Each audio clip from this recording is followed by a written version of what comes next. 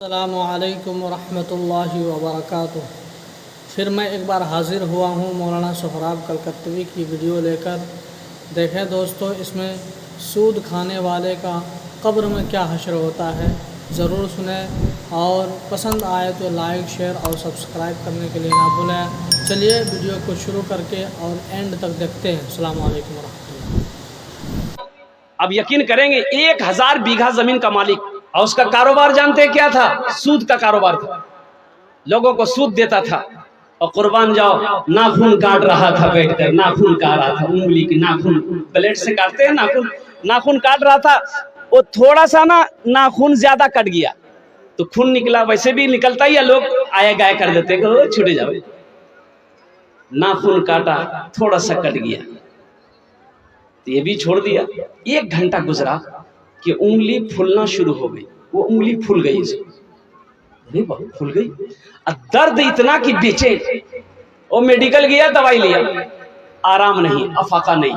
रात गुजरी, ये उंगली इतनी फूल गई, भागा पूर्णिया गया, डॉक्टर को देखा। डॉक्टर बोला कि ये उंगली को काटना होगा, ये उंगली को काटना होगा, इन्फेक्शन फैल गया। बोले जल्दी काटो। उंगली यहां से कट गई, पट्टी उट्टी बांध दिया, घर आया।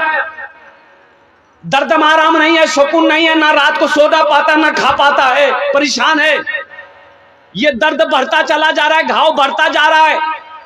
फिर घबराया, पूर्णिया गया, डॉक्टरों ने चेकअप किया, बोला इन्फेक्शन बहुत बढ़ गया है, यहां से हाथ काटना पड़ेगा। बोला जल्दी काटो, चैन नहीं है, जल्दी काटो। मारा छुरी, काटा खटा, पट्टी उट्टी करके घर आया।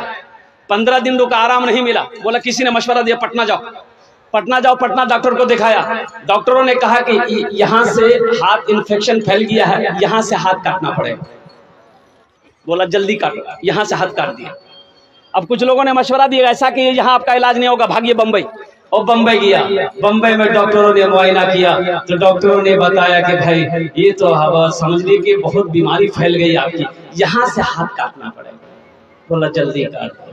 ऑपरेशन करके घर आया, 1 महीना बिस्तर पे रहा। और कुर्बान जाओ मेरे भाई, जानते हो जब वो इंतकाल हुआ, उसकी कब्र बनाई गई तो कब्र मिल गई, जमीन मिल गई, कब्र बन के तैयार हुई, कब जमीन मिल गई।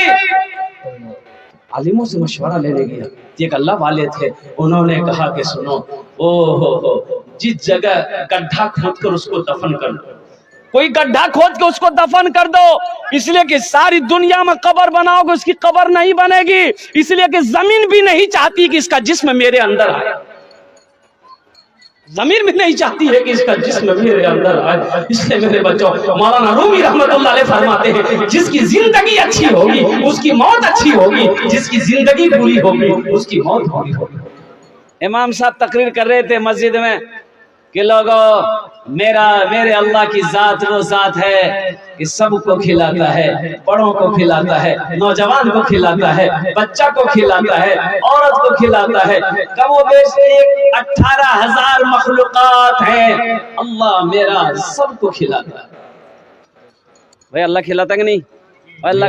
तो एक नौजवान खड़ा हुआ, बोले इमाम साहब, अल्लाह सबको खिलाता है, ये तो बात सही है, लेकिन अगर हम नहीं खाना चाहें तो कैसे खिलाएगा? अच्छा, काहे ना खाना चाहेगा तुम? बोला नहीं, अगर हम नहीं खाएं तो अल्लाह कैसे खिलाएगा? बोला एकदम खिलाएगा। इमाम साहब ने कहा कि अल्लाह खिलेवे करेगा। अल्लाह का कुरान कहता है, वमा मिन दाब्बतिन फिल अर्दि इल्ला अलल्लाहि रिज़्क़ुहा। वो जमीन में कोई ऐसी मखलूक नहीं जिसका रिज़्क़ का जिम्मा अल्लाह के ऊपर ना। ये नौजवान घर आया, स्ट्राइक कर दिया, बोला नहीं मैं खाना नहीं खाऊं, देखो अल्लाह करने खिला हमको। माँ कहती है कि बेटा खाना खा ले, बोला नहीं मामी खाना नहीं खाऊं। माँ तो माँ होती है ना भाई, माँ परेशान होगी कि नहीं होगी?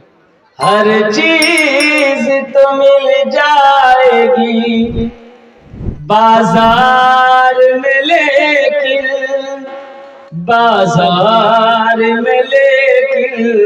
माँ बाप से बढ़कर कोई दौलत न मिलेगी। हर चीज तो मिल जाएगी बाजार में, लेकिन बाजार में, लेकिन माँ बाप से बढ़कर कोई दौलत न मिलेगी। माँ तो माँ है ना, माँ परेशान हो गई और बेटे के आगे खाना रख दी। ए बेटा मोरलाल मोर मेरे कलेजे टुकड़ा, एक खाना खा ले बेटा। बेटे ने कहा कि माँ एकदम नहीं, मैं खाने में हाथ नहीं लगाऊंगा, मैंने स्ट्राइक किया है। देखे अल्लाह हमको कैसे खिलाते हैं। घर से बाहर कुछ दूरी पे जंगल था, जंगल चला गया। बोला घर में रहेंगे माँ परेशान करेगी खाने के लिए, वो जंगल चला गया। बोले जंगल चले जाएंगे तो वहां कोई डिस्टर्ब नहीं करेगा। तो माँ होती, माँ थाली में खाना सजा कर जंगल लेके चली गई। बोले बेटा खेले बेटा, दी टाइम है गई है बेटा, ती खाना निकालो, कमजोर है जाओ बेटा खेले बेटा। बेटा बोला कि नहीं खाऊं। तो माँ वही खाना रख के घर चली आई कि अकेले रहेगा, खाना खा लेगा, भूख लगेगी खाना खा लेगा। ये नौजवान बोला कि अगर खाने के पास रहेंगे तो ये इसकी खुशबू हमको परेशान करेगी। वो खाना वहीं छोड़ दिया और कुछ कदम के फासले पे जाके सो गया। जंगल था, कुछ डाकू लोग उसी जंगल में आता था, डकैती का मशवरा करता था। तो अब 10-12 डाकू आ गए।